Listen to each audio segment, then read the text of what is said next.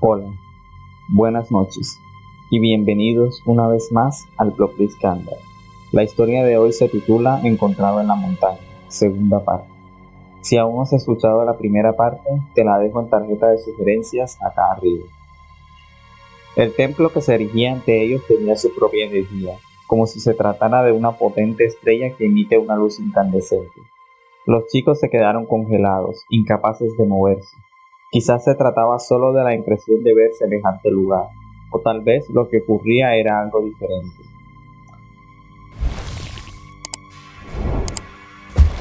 Había signos de algo terrible por todas partes. El suelo estaba cubierto de algo que parecía ser ceniza volcánica, o restos de sangre, espesa y oscura. El ambiente del lugar era muy pesado, como si hubiera un domo invisible sobre aquel templo, convirtiendo ese aclarado del bosque en un lugar donde la realidad parecía difuminarse, para entrar en una realidad paralela, un mundo inhóspito y desierto, donde las presencias del bosque cobraban un poder inimaginable. El silencio era total, pero lleno de una tensión indescriptible, como si de un momento a otro una tormenta devastadora se fuera a desatar. Un grito potente y fuera de este mundo rompió el aparente equilibrio y la frágil paz que se vivió en ese momento. Todos tardaron un segundo en reaccionar, en girar sus cabezas para notar que la persona que emitía ese grito era su amiga Laura. La chica estaba mortalmente pálida, sus ojos estaban vacíos mirando fijamente hacia el templo, y de su garganta emitía un chillido agudo y estremecedor. Los cuatro restantes contemplaron, impávidos, cómo Laura cambiaba su semblante y actitud de repente, como si de un instante al siguiente se hubiera convertido en un ser totalmente distinto. Sus ojos cambiaron, pasaron a tener un brillo malicioso que era de todo menos humano, y su boca se retorció en una mueca siniestra que se podría interpretar como una sonrisa. Miró a sus cuatro amigos de reojo, antes de avanzar de forma decidida hacia el templo. Pedro y Juan intentaron atraparla, pero la chica fue mucho más rápida que ellos, perdiéndose entre los muros casi derruidos de la misteriosa construcción. Pedro y Juan vieron, estupefactos, cómo en la entrada del túnel que servía de entrada a aquella torre se asomaba una criatura infernal, de la cual no pudieron ver nada, salvo unos ojos rojos y enormes, infernales, que no podían pertenecer a ningún animal de este mundo, y más bien parecían los ojos de una bestia colosal, llena de odio.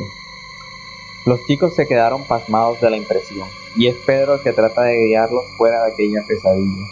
El bosque se había convertido, sin remedio, en un abismo oscuro y tenebroso, que parecía querer engullirlos a medida que intentaban escapar. Los chicos jadeaban y corrían sin descanso, a través de un bosque que no parecía cambiar en lo absoluto. Tenían la sensación de estar mirando siempre los mismos árboles, las mismas ramas quebradas, el mismo silencio mortal que los envolvía. No sabían si era el pánico que les embargaba o una fuerte alucinación colectiva, pero los cuatro lo vieron al mismo tiempo.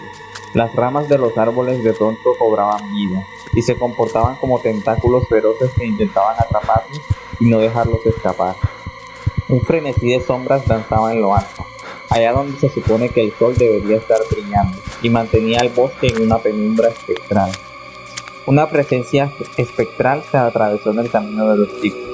Los cuatro vieron, impávidos, a su amiga Laura, brillando con un halo de luz poderoso y con sus ojos incandescentes en llamas rojas, la misma que habían visto en el templo.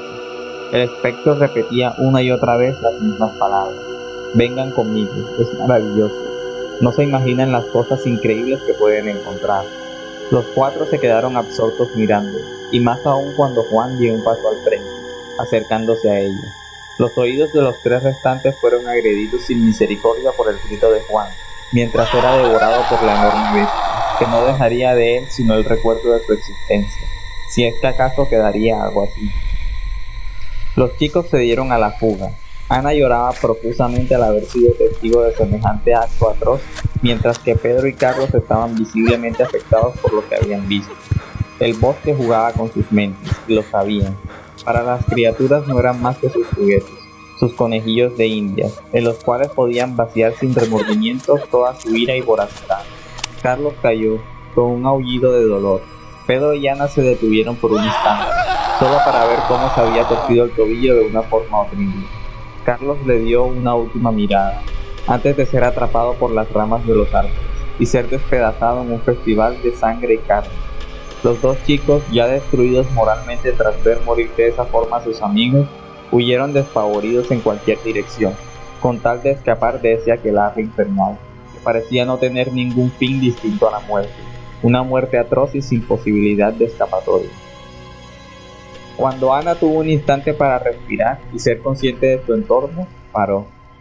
No veía a Pedro por ningún lado, y por más que intentó aguzar el oído, no pudo escuchar sus gritos, ni sus pasos, absolutamente nada.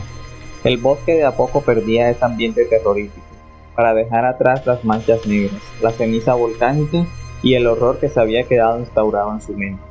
Los rayos del sol se filtraban tímidamente entre las ramas de los árboles, y con suerte consiguió escuchar el canto de un pájaro, muy lejos de allí. Ana cayó de rodillas y lloró amargamente cuando logró encontrar el camino de piedra, aquel por donde habían entrado a ese maldito bosque, y del cual nunca debieron haber salido. El bosque había vuelto a ser lo que era hasta hace solo unas pocas horas, pero ella no lograba quitarse de la mente las escenas macabras que había vivido en esa parte del mundo, que ni siquiera estaba segura que pertenecieran a él. No se quitó de la cabeza esa idea ni siquiera cuando salió del bosque, ni tampoco cuando encontró estacionada la camioneta donde habían llegado, parqueada justo donde la habían dejado. Se subió al asiento del conductor y lloró de tristeza y dolor, recordando lo que había sido esa camioneta solo unos días atrás. Ana volvió a su vida diaria, pero su mente nunca salió de ese bosque. Intentó hablar con otras personas sobre lo que había vivido en esos días, pero nadie le creyó. Nadie tampoco recordaba la existencia de ninguno de sus amigos. Era como si nunca hubieran existido. Sus compañeros de la universidad recordaban haberla visto siempre sola, nunca en un grupo de 5. Al final se quedó sola, sola con sus pensamientos y sola con una idea que martilleaba constantemente en su cabeza.